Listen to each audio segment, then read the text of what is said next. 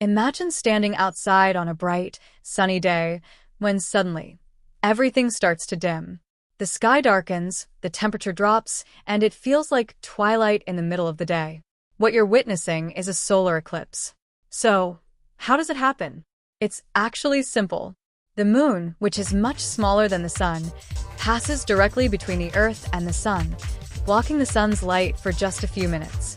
Even though the moon is tiny compared to the sun, it's just the right size and distance to completely cover the sun when they line up perfectly.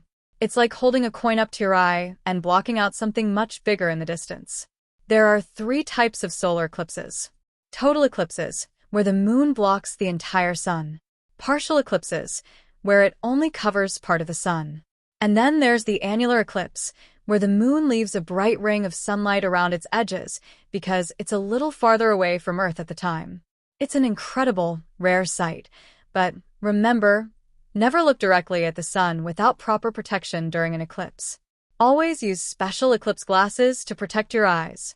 Now, let's talk about something just as magical but a little more common, the lunar eclipse.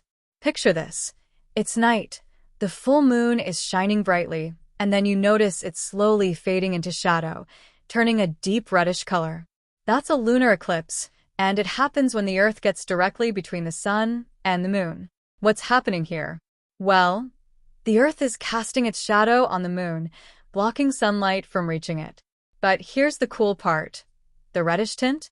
That's actually sunlight filtering through Earth's atmosphere, bending around our planet, and gently illuminating the moon. It's called a blood moon, and it gives the moon that eerie red glow. Lunar eclipses come in different forms too. In a total lunar eclipse, the entire moon moves into Earth's shadow. In a partial eclipse, only part of the moon gets covered. And then there's the penumbral eclipse, which is subtle and just darkens the moon slightly. Unlike a solar eclipse, you don't need any special glasses to watch a lunar eclipse. Just look up, and you'll see our closest neighbor, the moon, showing off one of the universe's most fascinating natural performances.